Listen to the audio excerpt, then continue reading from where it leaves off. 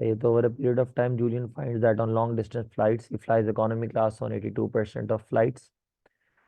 That means the remaining 18% he does not fly economy class. On the rest of the flights, he flies first class. So that is what they have called first class. When he flies economy class, the probability that he gets a good night's sleep is X. When he flies first class, the probability that he gets a good night's sleep is 0.9. So the first part asks us to draw a fully labeled tree diagram to illustrate this situation. So first we must show the kind of flight that he takes, that is economy or first class. For economy class, the probability is 0.82, and for first class, the probability is 0.18. He gets a good night's sleep on the economy class, the probability is X. And he gets a good night's sleep on, he does not get a good night's sleep on the economy class, the probability will be 1 minus X. And similarly, on first class, the probability to get a good night's sleep is 0.9 and not a good night's sleep is 0.1. This is a tree diagram that you must draw for these events. Now the question is telling us that the probability that Julian gets a good night's sleep on a randomly chosen flight is 0.285. Find the value of X. So we will trace the paths when he gets a good night's sleep. And how is that possible? He flies economy, gets a good night's sleep. Or he flies first class and gets a good night's sleep. So on the tree diagram, there are two possible paths, and all the probabilities on one single path are multiplied 0.82 into X, 0.18 into 0.9. And we add multiple paths to get our total probability, which is already provided in the question. Use this equation to solve for X.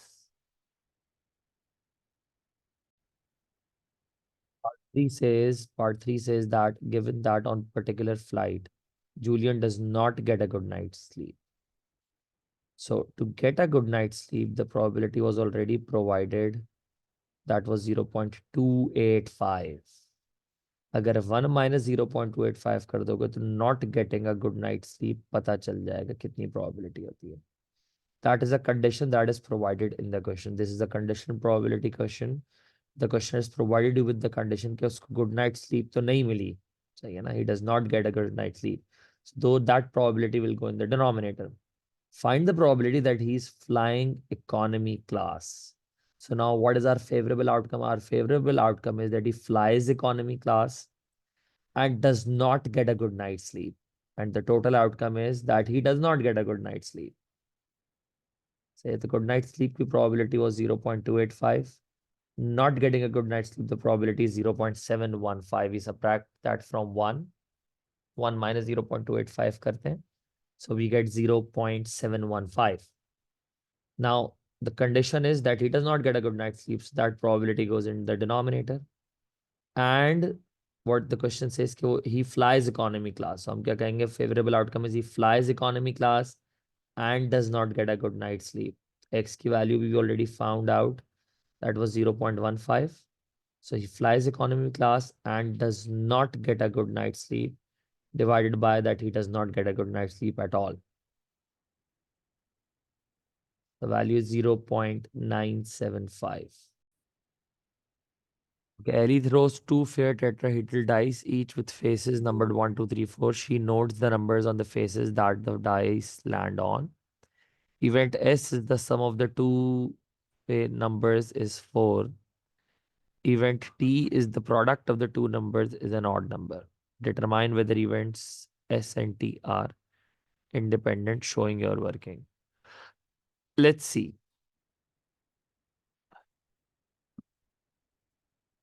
These are two different events. 1, 2, 3, and 4. 1, 2, and 3, and 4. Here we are looking at event S when the sum is 4. This is called again a possibility diagram. We are not filling the entire possibility diagram, but it helps us understand when is our particular event occurring. So when is the event S occurring? When I get a 1 and a 3, or a 2 on both dice, or a 3 and a 1.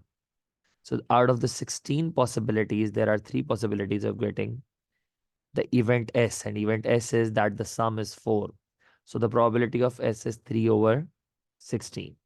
Similarly, event T says we look at the product of the two numbers, and the product has to be an odd number. So if both are odd, 1 and 1, we get an odd number. 1 and 3, we get an odd number. 3 and 1, and 3 and 3. So these are four possibilities of getting the event T out of the 16 in total. So that is 4 out of 16, which is 1 over 4. Now, in order to check for independence, we know that the product of these individual probabilities must be equal to the probability of the events occurring together. So when do they occur together? When does the event S and T both occur together? At this instant, when we get 1 and a 3 and a 3 and 1, then at that time, the product is odd. And if I were to take the sum would have been 4. So that is an instant when both events S and T are occurring. So the probability of occurring together is 2 over 16, which is eventually 1 over 8. If I were to multiply their individual probabilities, will I get the same answer?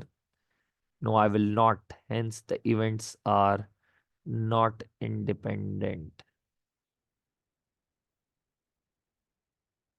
What about mutually exclusive? What do we know about mutually exclusive events? Events that do not occur together. Here we can clearly see that there are two instances when the events do occur together.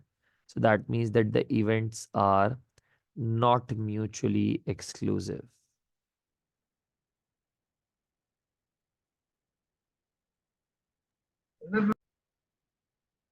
Then question number 5. In a certain country, 54% of the population is male. It is known that 5% of the males are colorblind and 2% of the females are colorblind. A person is chosen at random and found to be colorblind. That means they are relating it to a conditional probability. They've given us the condition that we have eventually chosen a colorblind person. Now, what is the probability that out of those colorblind person, I end up getting a male? And they have also given us a hint that by drawing a tree diagram or otherwise. That means that a tree diagram would eventually help us in this question. How would we draw a tree diagram first? Have a look at this. So we can say that the person is either male or female. The probability that it's male is 0.54 and the probability of getting a female is 0.46. Now, out of those males, the color blind ones are 0.05 and the not colored blind ones are 0.95. You subtract 1 minus 0.05, you get not colored blind. Similarly, out of the females, 0.02 are colorblind and 0.98 are not colorblind. So the first thing that the question is telling you is that a person is chosen and found to be colorblind. So it's either a male colorblind or a female who is colorblind. So male and colorblind or a female colorblind. This will give you the probability of choosing a colorblind person. Now, out of those colorblind people, you must know what is the probability of getting a male. So probability of getting a colorblind person would be in the denominator and a male colorblind person would be in the numerator. And this will tell you what is the probability of getting a male given that the person chosen is a colorblind person. Please understand these notations as well for conditional probability. How do we read this probability of getting a male given that it is a colorblind person? So ये notation भी सीखो. So obviously the colorblind probability goes in the denominator or numerator में we write the probability of getting a male who is colorblind. 6 easy marks. ये थोड़ा समझ में नहीं आया